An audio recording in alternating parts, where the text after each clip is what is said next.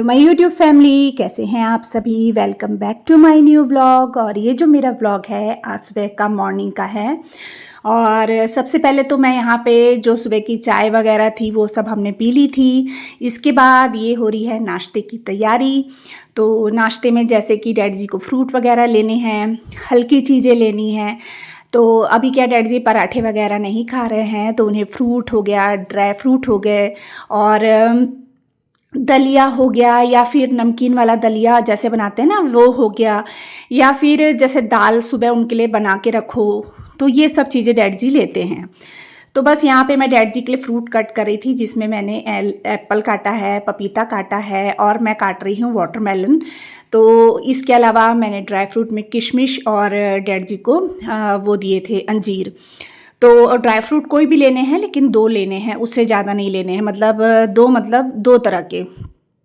तो बस डैडी जी को नाश्ता मैंने दे दिया था और उनके लिए दाल बन रही थी, क्योंकि दाल क्या है ना, फिर मैं रात को मैं उनको दे दी थी, मैंने उनको और सॉरी दोपहर को मैंने उनको दे दी थी, और रात को तो मैंने मुनगे की सब्ज़ी बनाई थी जो कि सभी ने खाई थी। और उसके साथ में डैडी जी के लिए मैंने लौकी की सब्ज़ी भी बनाई थी रात के टाइम पे। तो बाकी सब ने तो मुनगे की सब्ज़ी खा ली थी। तो बस यहाँ पर डैडी जी के लिए अभी दाल बन रही है, क्योंकि फ्रूट्स के बाद उन्होंने दाल लेनी थी। और एक तरफ ना मैं पराठे बना रही हूँ, और बस पराठे सेकूंगी और बस रमन को आवाज़ लगाऊंगी कि बेटा नाश्ता डाल के दे दे। वैसे सुबह की चाय ज़्यादातर आजकल क्या होता है, शरण ही हमारा बनाता है, पर आज ना उसका मूड नहीं था, तो फिर चाय आज रमन ने बनाई थी।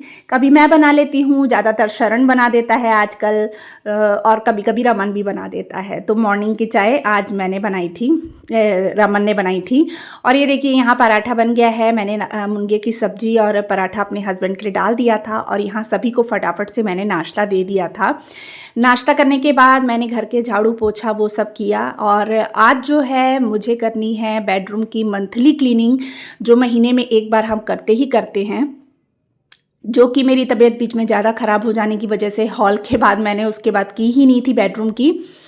और आज है बेडरूम की बारी। तो बस इस बेडरूम की, डैडी जी के बेडरूम की क्लीनिंग मैंने करनी है। तो ब्लैंकेट वगैरह मैं जोड़ दूंगी, क्योंकि अभी कुछ दिन पहले ही मैंने डैडी जी के दोनों ब्लैंकेट धोए थे।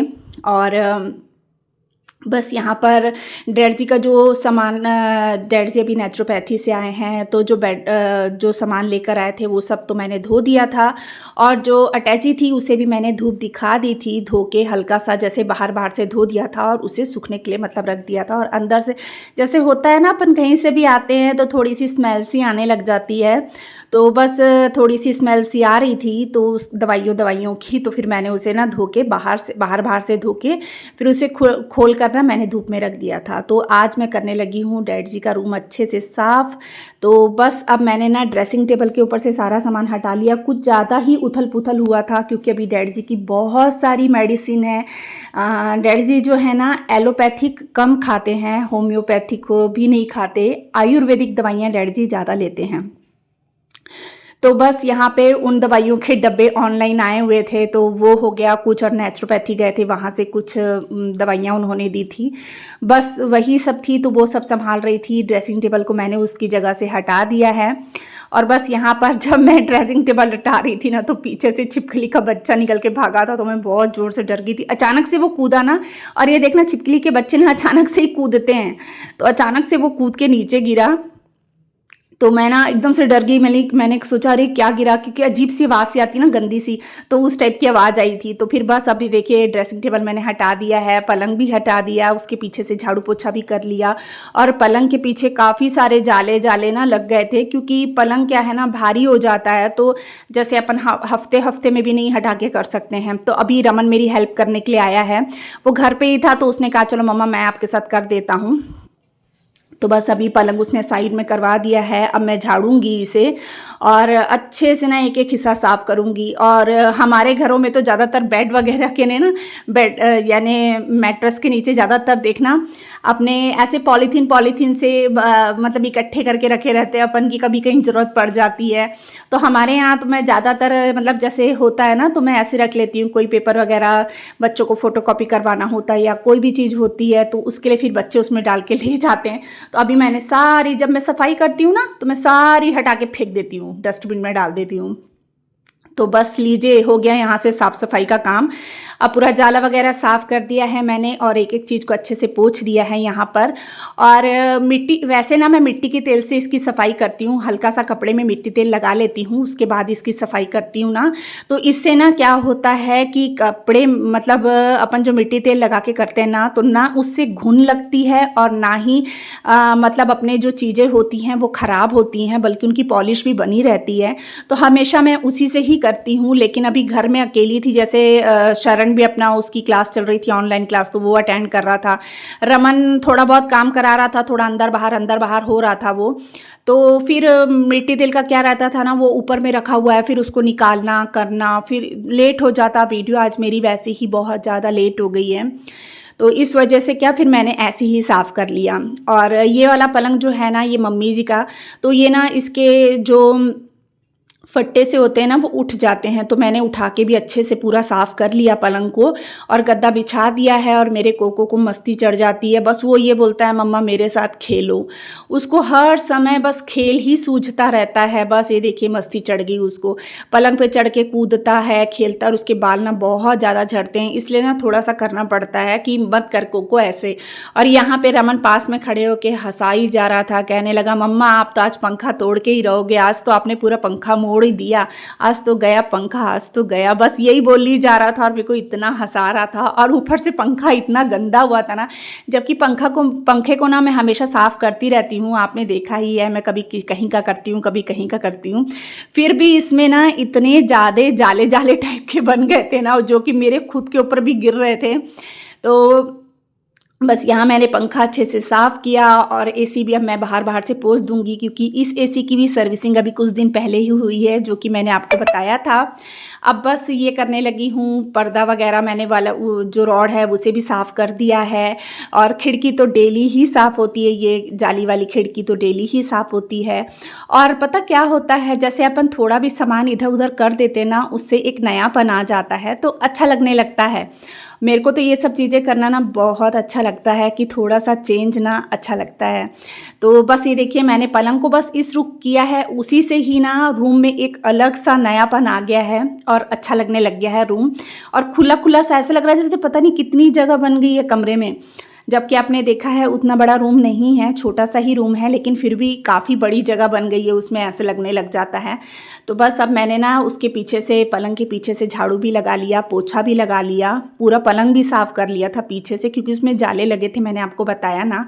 और ये देखिए ड्रेसिंग टेबल, इसके पीछे भी ना पूरे जाले से लगे थे। ये भी मम्मी जी का है, मम्मी जी के टाइम का है। तो बस इसे भी अच्छे से साफ़ कर रही हूँ।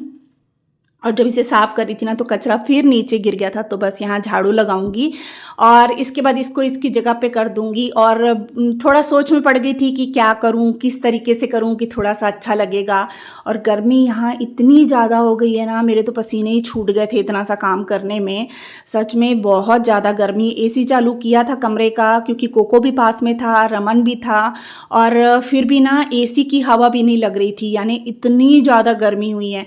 हमारे डैडी जी ना गर्मियों में भी मतलब 25-26 पे रखते हैं। अभी हमारे डैडी जी ने 18 पे किया हुआ है एसी, यहाँ ने उनको भी गर्मी लग रही है अभी।